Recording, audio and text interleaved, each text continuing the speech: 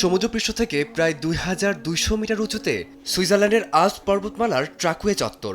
পাহাড়ের সুউচ্চ চূড়ায় যখন একসাথে বেজে উঠল সারিবদ্ধ ১.৫ শতাধিক আলপহর্ন, তখন পুরো উপত্যকা জুড়ে যেন সৃষ্টি হলো এক জাদুকরী আবহের। ঐতিহ্যবাহী আন্তর্জাতিক আলপহর্ন উৎসবে অংশ নিতে বিশ্বের বিভিন্ন প্রান্ত থেকে শতাধিক শিল্পী একত্রিত হন নেন্দাজে। পাহাড়ে এমন চমৎকার পরিবেশে সত্যিই বেশ সতেজ লাগছে। এটি এমন এক জায়গা যেখানে আলপহর্ন বাজালে তার সুর দারুণভাবে প্রতিধ্বনি তৈরি করে। বিশ্বজুড়ে বিভিন্ন দেশের মানুষের সাথে একসাথে এমন পরিবেশ উপভোগ করা সত্যি অসাধারণ।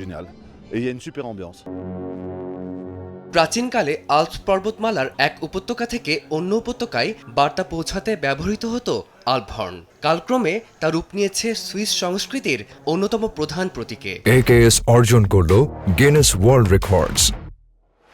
AKS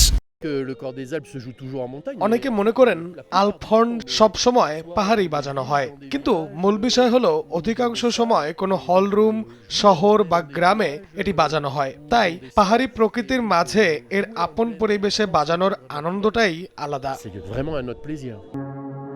আয়োজিত এই উৎসবে আলপহর্নের সুরের পাশাপাশি ছিল ঐতিহ্যবাহী নাচ, বর্ণাঢ্য শোভাযাত্রা এবং কারুশিল্পের নানা আয়োজন।